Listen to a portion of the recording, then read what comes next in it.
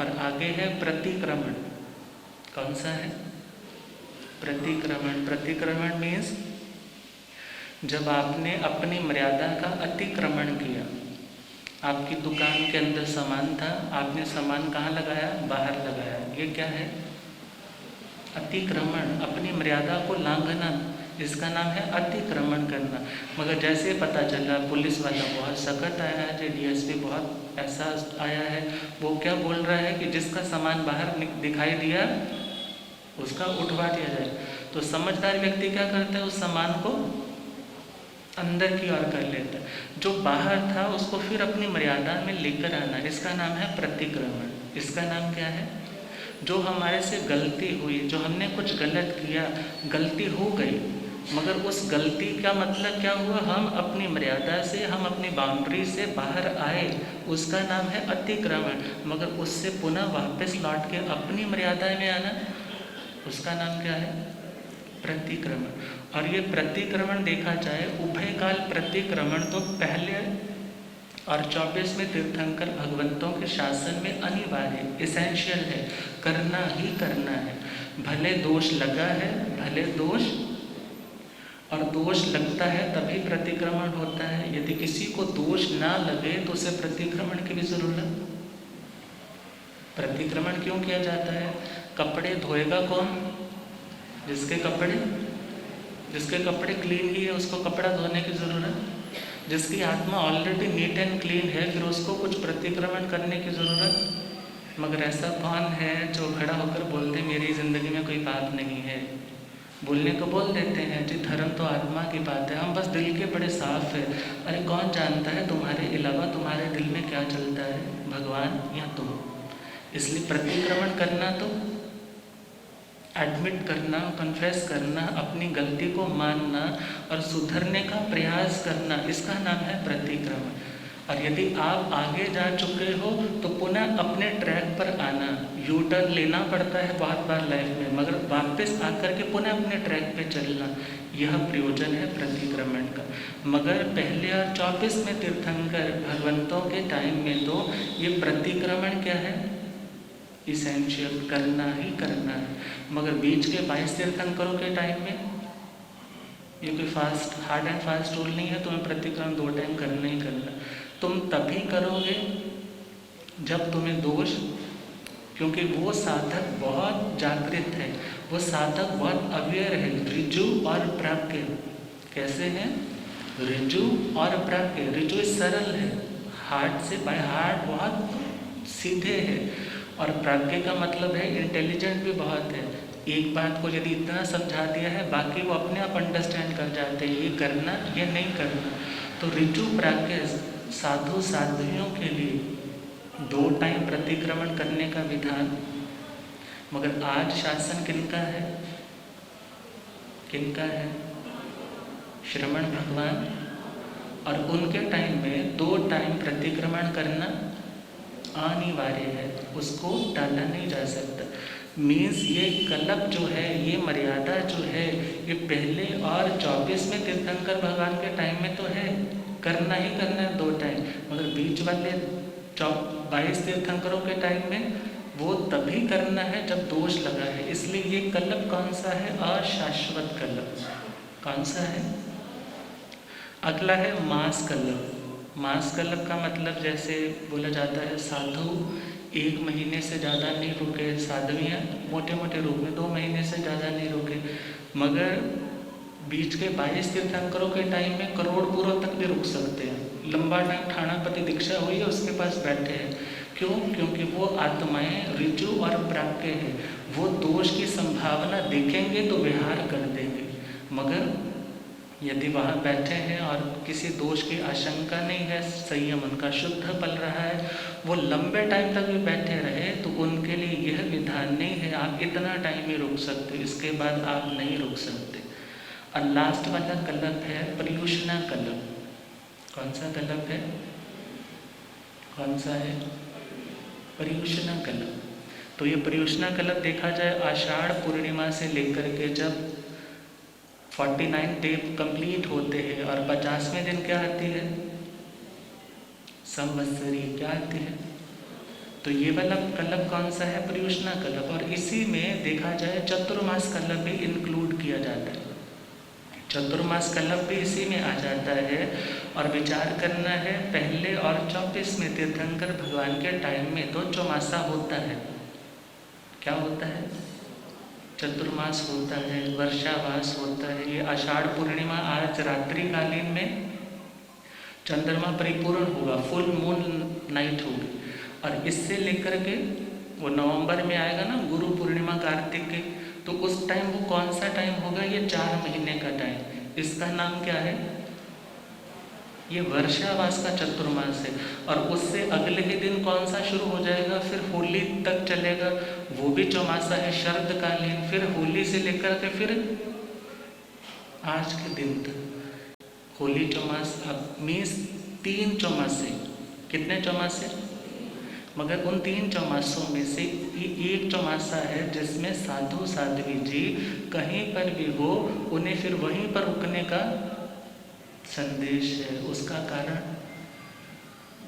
ये चतुर्मास कल्लभ शाश्वत कल्लभ नहीं है, हर जगह होता है ऐसा नहीं है, महाविद्या में ऐसा नहीं है।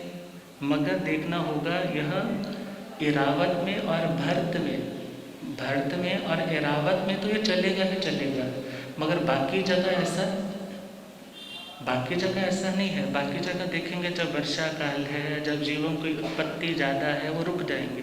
मगर जब देखा कि अब तो ठीक है, अब तो वेदर ठीक है और हमें आगे बढ़ना चाहिए, फिर वहाँ से। मगर हमारे और एरावत क्षेत्र वालों के लिए क्या विधान है?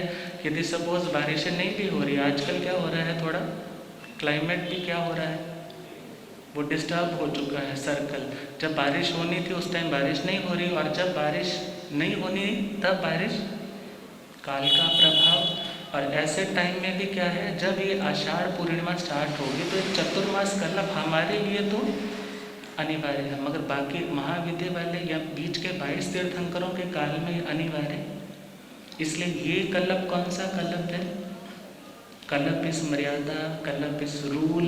ये रूल शाश्वत रूल नहीं, मगर ये हमारे लिए तो अभी हमें तो फॉलो करना है, क्योंकि हमारे लिए ये रूल बना है। और इसीलिए आज का जो दिन है, ये कौन सा दिन है? चौमासे के प्रारंभ का टाइम। और चौमासा क्यों किया जाता है?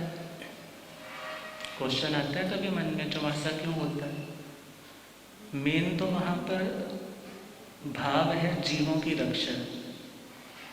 क्योंकि इस टाइम में जब बारिश होती है तो नए नए तरह के जीव भी पैदा होते हैं, वनस्पतियाँ भी खिलती है। और पुराना टाइम होता था तो पानी जब पहाड़ों पे बहुत बरसता, 7-7, 10-10 दिन तक लगातार बारिश होती रहती। और नदियों के ऊपर जो ब्रिज बने हैं, वो ब्रिज भी पानी के साथ ही बह जाते, ट्रांसपोर्टेशन भी टूट जाती।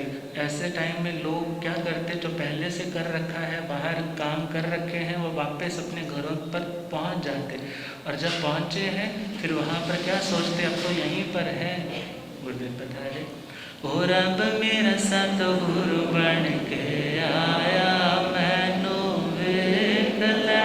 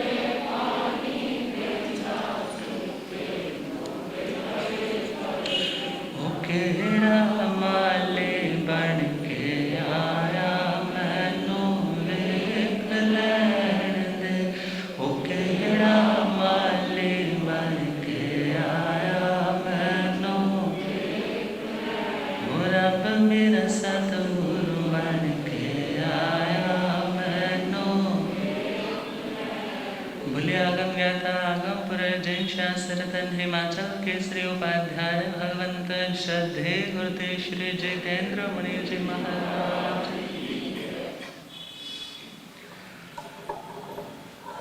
हम बात कर रहे हैं चातुर्मास जीव दया पहला लक्ष्य, और उसके साथ साथ सेहत को कैसे ठीक रखना है उसके भी बहुत सारे टूल्स इन दिनों में अपनाने अनिवार्य रहते हैं। जैसे चौमासा शुरू होते क्या बोला जाता है? रात्रि चो विहार। क्या करो? रात्रि चो विहार।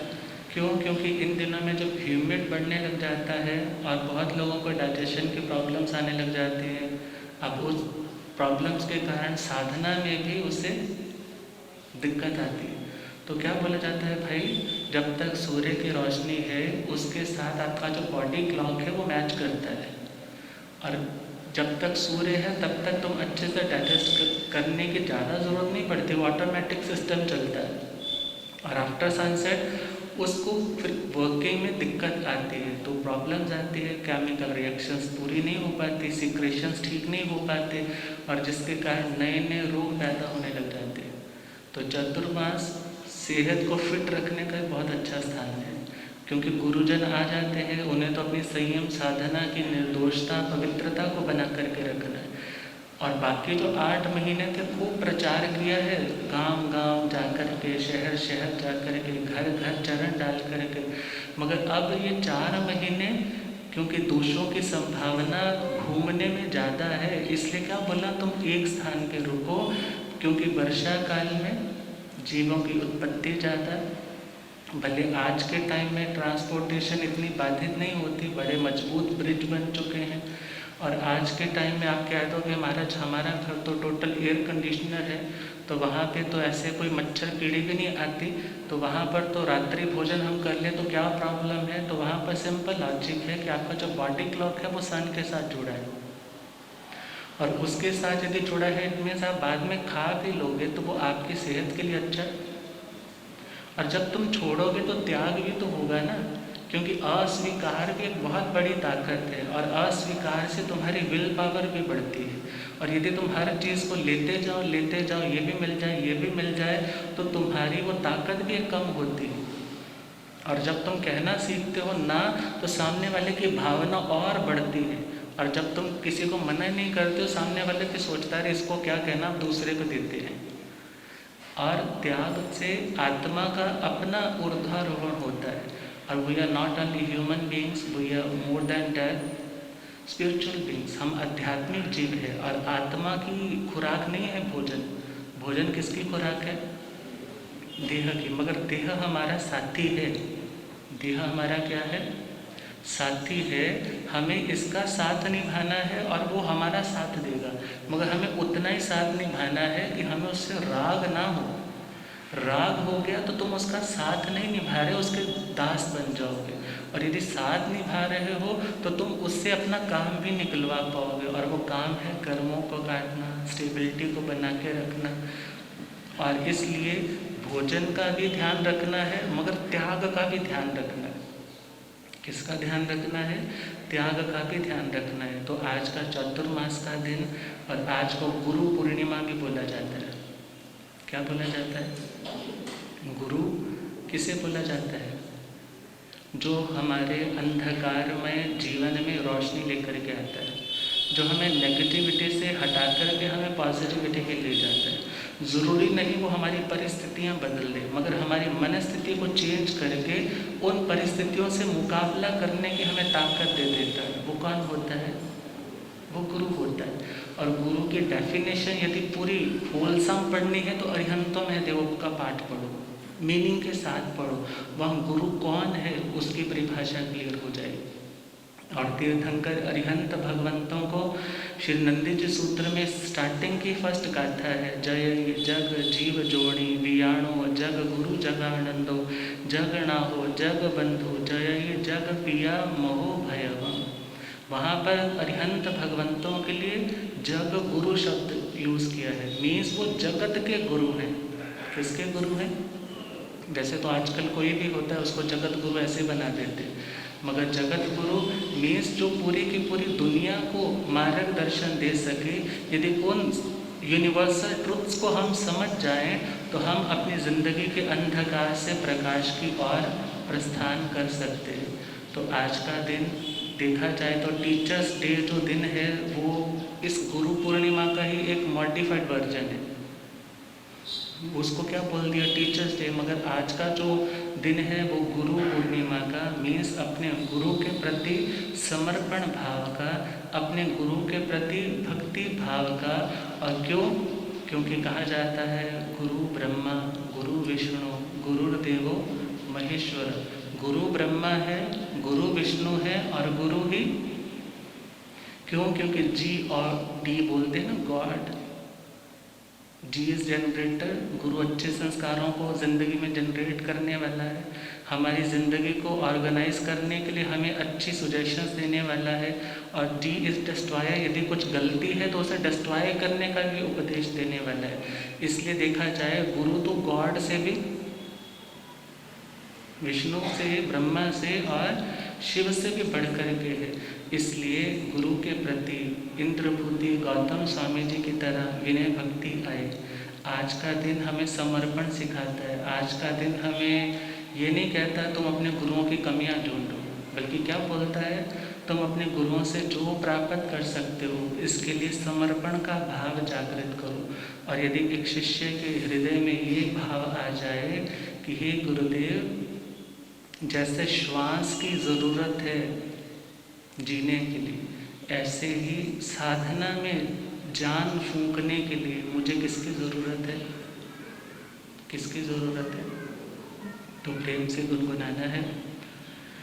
सांदे लोड़ वांगू तू मेरी लोड़ सतगुर, सांदे लोड़ वांगू तू मेरी लोड़ सतगुर, अपना बना के मैनू देवी ना छोड़ सतगुर, अपना बना के मैनू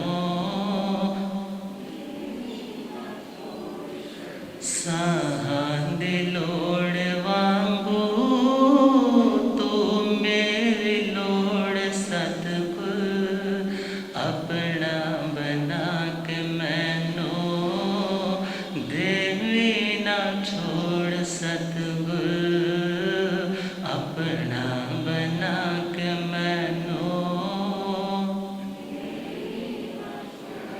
दुनिया दे मोहब्बत दा आखिर विच धोखा है, दुनिया दे मोहब्बत दा आखिर विच धोखा है, जिन्नू प्यार मिले तेरा ओ रहिंदा सौखा है, जिन्नू प्यार मिले तेरा ओ रहिंदा,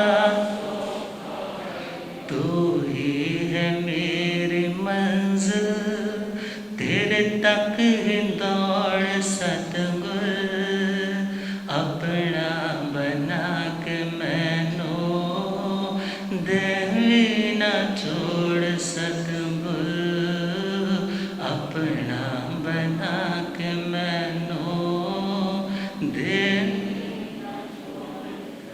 कैसी है कशिश तेरी, कैसा है प्यार तेरा, कैसी है कशिश तेरी, कैसा है प्यार, दुनिया तो वंध के है सच्चा दरबार तेरा, दुनिया तो वंध के है सच्चा दरबार, भक्ति दा दान बख्शो तैनू कि थोड़ सतगुर, भक्ति दा दान बख्शो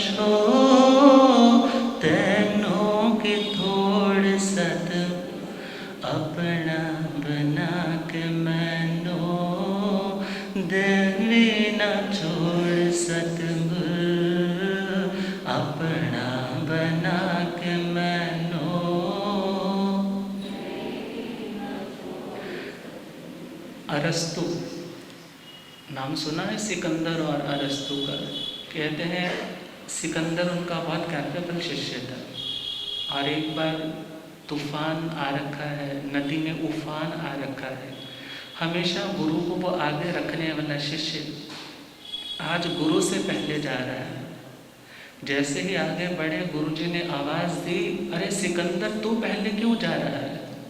कहने लगा गुरुजी देखने के लिए कि नदी में कितनी गहराई है। क्या देखने के लिए? नदी में कितनी गहराई है और कितना उसमें बहाव की तीव्रता है। ऐसा क्यों? पहले मुझे जाने दो। नहीं गुरुजी, यदि तेज बहाव हुआ तो मैं ही बहूँगा और मैं बह भी गया तो कोई प्रॉब्लम नहीं है। क्यों? क्योंकि मेरे जैसे 1000 सिकंदर मिलके भी आप जैसा है गुरु तैयार, और आप जैसा एक अरस्तु मेरे जैसे लाखों सिकंदर तैयार कर सकते हैं। इसका नाम है गुरु भक्ति। तो क्या कहना है? कश्ती भी मेरी तू ही तक किनारा है। कश्ती भी मेरी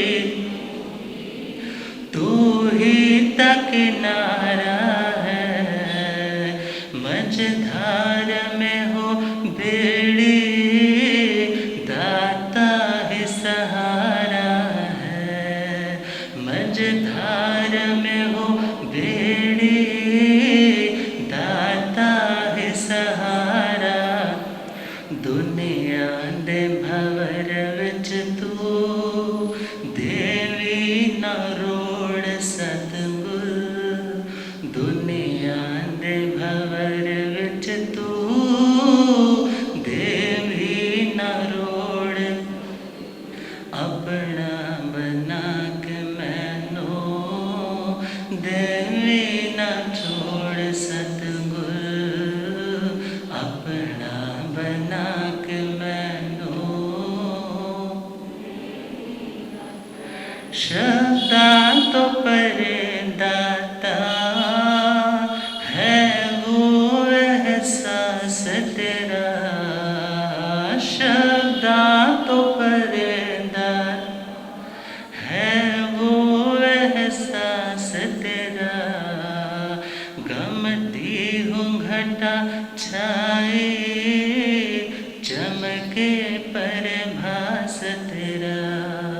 गमती हूँ घटा छाए चमके परभास।